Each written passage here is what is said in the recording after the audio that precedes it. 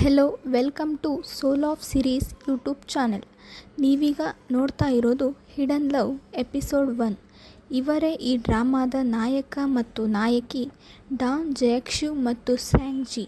ಈ ಡ್ರಾಮಾವನ್ನು ಅವಳ ಬಾಲ್ಯದ ನೆನಪಿನಿಂದ ಪ್ರಾರಂಭಿಸ್ತಾರೆ. ಸ್ಯಾಂಗ್ ಜಿ ಸ್ಕೂಲ್ನಲ್ಲಿ ಪಾಠದ ಕಡೆ ಗಮನ ಕೊಡದೆ ಏನೋ ಯೋಚನೆ ಮಾಡ್ತಿರ್ತಾಳೆ.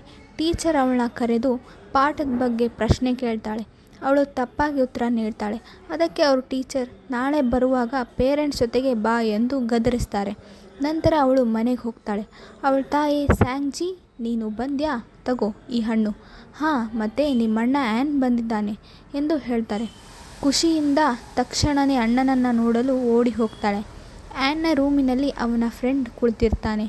ಅವನು ತುಂಬ ಸುಂದರವಾಗಿರ್ತಾನೆ.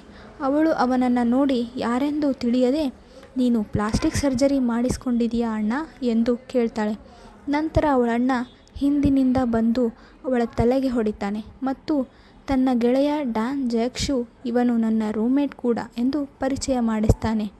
ಆಗ ಡಾನ್ ಜಯಕ್ಷು, ನಾನೇನಾದರೂ ಒಂದೇ ಥರ ಇದ್ದೀವಾ ಆ್ಯನ್, ಯಾಕೆ ನಿನ್ನ ಈ ಥರ ನನಗೆ ಕೇಳಿದ್ಲು, ನನಗೆ ಪ್ಲಾಸ್ಟಿಕ್ ಸರ್ಜರಿ ಮಾಡಿಸ್ಕೊಂಡಿದೀಯಾ ಅಂತ ಕೇಳಿದ್ಲು ಎಂದು ಹೇಳ್ತಾನೆ.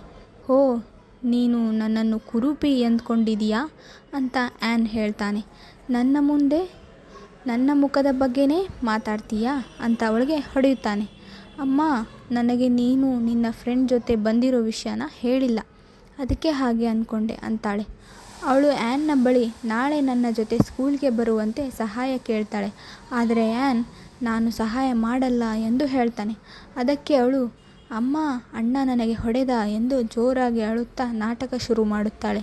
ನಂತರ ಅವಳ ತಾಯಿ ಬಂದು ಅವಳಿಗೆ ಸಮಾಧಾನ ಮಾಡುತ್ತಾಳೆ ಮತ್ತು ಆ್ಯನ್ನನ್ನು ಬೈಯುವಂತೆ ನಟಿಸುತ್ತಾಳೆ.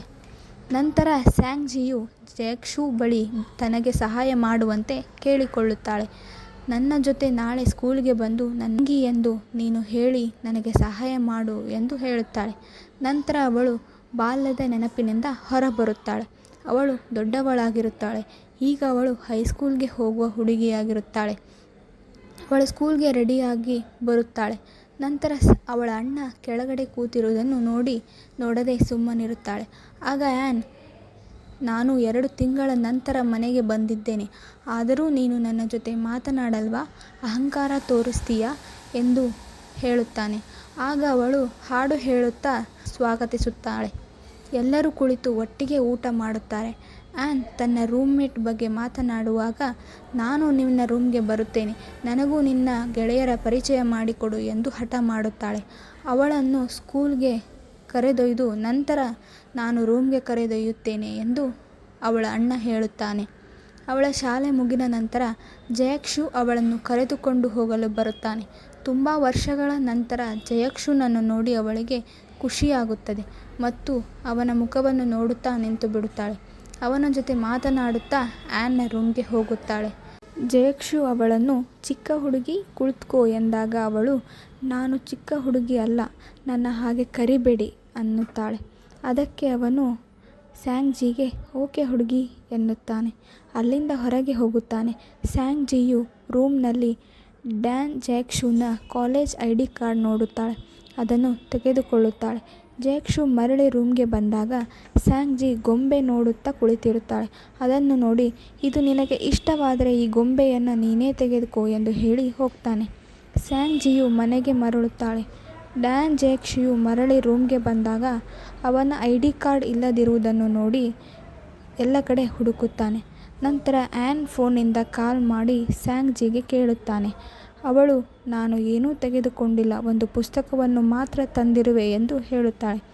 ನಾಳೆ ನಾನು 7 ಗಂಟೆಗೆ ಬಸ್ ಸ್ಟಾಪ್ನಲ್ಲಿ ಕಾಯ್ತಾ ಇರ್ತೀನಿ, ನೀನು ಬಾ ಮತ್ತು ಆ ಪುಸ್ತಕವನ್ನು ನನಗೆ ಮರಳಿ ಕೊಡು ಎಂದು ಕೇಳುತ್ತಾನೆ.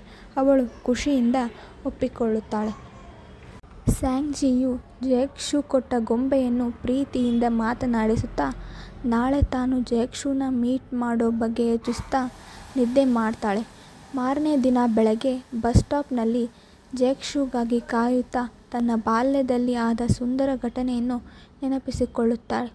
ಅವಳು ಜಯಕ್ಷುವನ್ನು ಸ್ಕೂಲ್ನಲ್ಲಿ ಮೀಟ್ ಮಾಡಿದ್ದನ್ನು ಯೋಚನೆ ಮಾಡ್ತಾ ಇರ್ತಾಳೆ. ಇಲ್ಲಿಗೆ ಹಿಡನ್ ಲವ್ ಎಪಿಸೋಡ್ 1 ಮುಕ್ತಾಯಗೊಳ್ಳುತ್ತೆ.